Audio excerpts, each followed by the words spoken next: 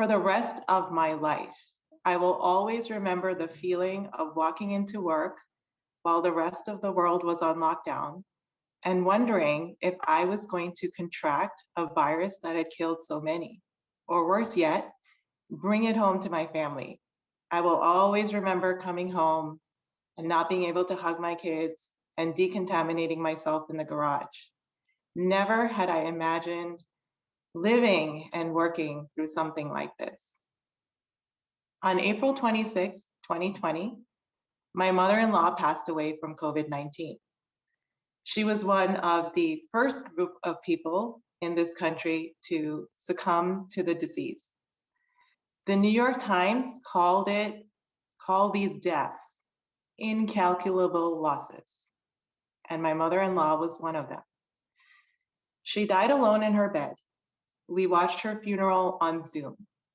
No one thinks that they would say goodbye to their loved ones in this way, but this is the reality of this disease.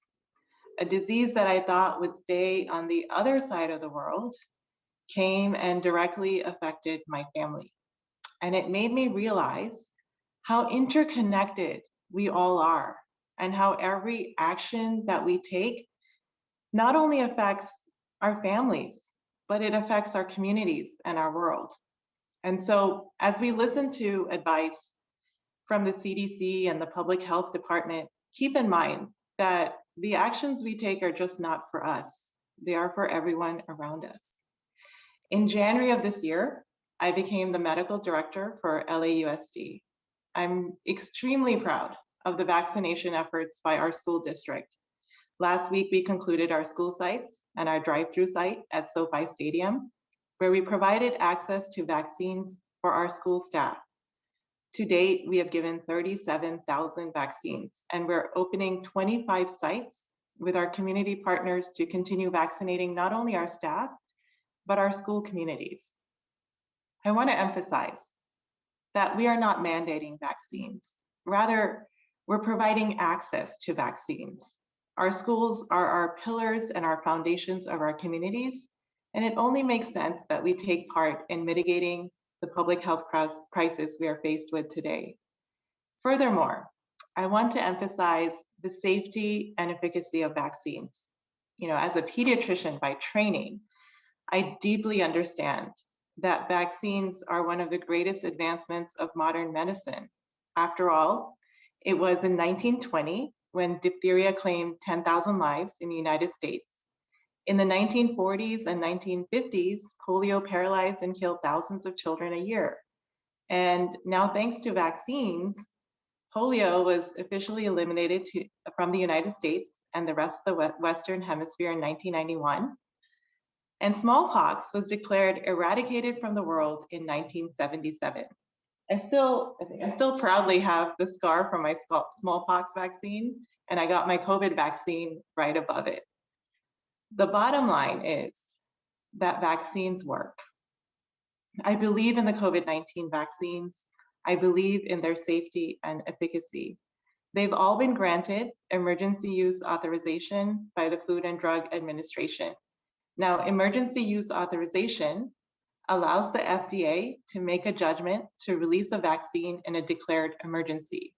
And contrary to popular belief, these vaccines have been vigorously tested, and the EUA process is extremely extensive.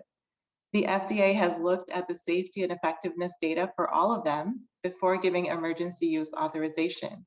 And vaccine development is actually an extremely rigorous process.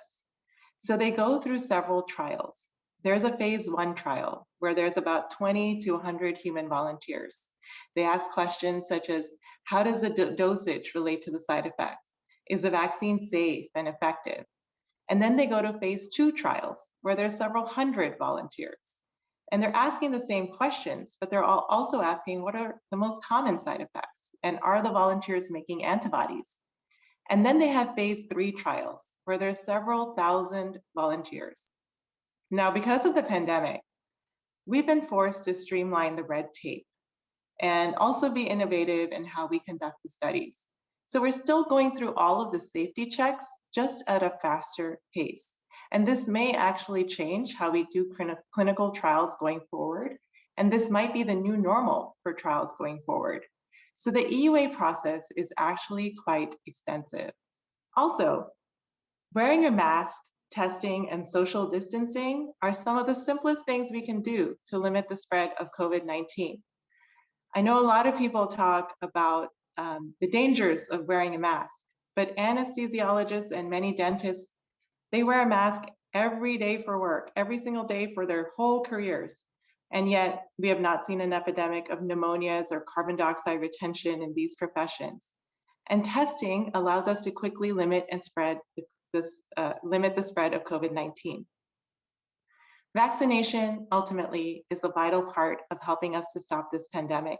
And research has shown that fully vaccinated people are less likely to be infected and potentially less likely to spread the virus that causes COVID-19 to others.